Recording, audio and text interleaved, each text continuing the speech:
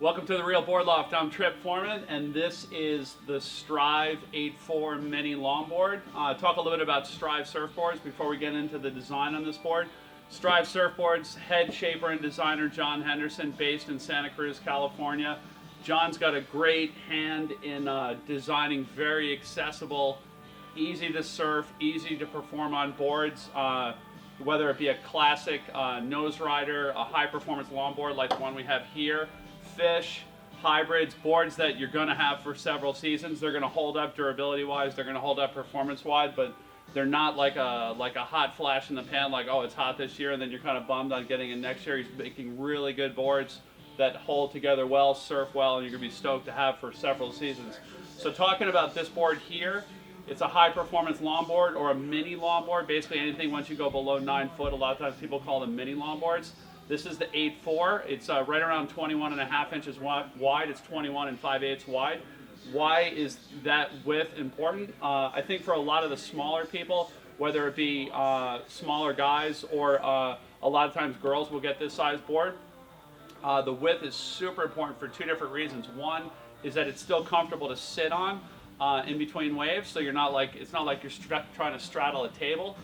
The other reason, and this is even more important because it's not a comfort thing, it's a performance thing, is if the board's too wide, the smaller people, their shoulder span isn't wide enough so that their arm can get around the board to paddle.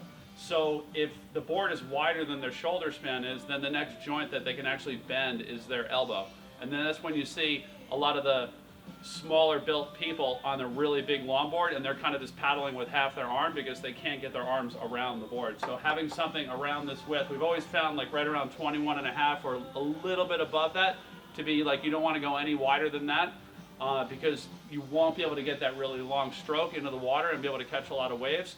It also makes it, again, uncomfortable to sit on the board, and then as well just carrying the board down to the beach. If it's 21.5, it'll fit underneath your arm if you're a smaller person. If it's more than that, then you have to start hip carrying it, which is a little bit of an inconvenience as well. So having that width in this board, or actually that lack of width in this board, is really helpful. It's also, from a performance standpoint, is going to make it easier to transition rail to rail and to pump speed for those lighter or smaller built surfers. This board does have some rocker to it, which is going to be nice to keep it from purling and to keep the board easy to turn.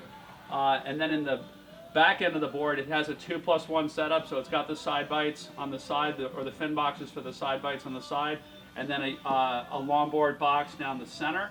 And then as a general rule of thumb, any board that has a 2+1 setup, you're going to see a soft rail leading into a hard edge. So if you see a board that has a soft edge all the way back and has this 2+1 setup, it was kind of just put there for looks. It's not really going to do anything.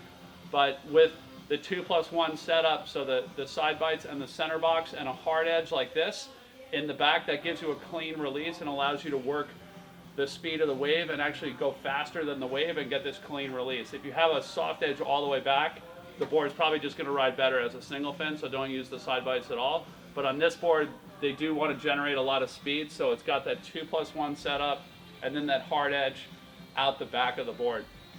So this is going to be a great board for a lighter weight surfer, primarily a lighter weight surfer. Somebody's first board would be a great board for that. Lighter weight surfer in all around conditions. A very manageable board for a wide range of use. Obviously, unless you're a bigger surfer, you're not going to be able to duck dive it, so you are going to be turtling it.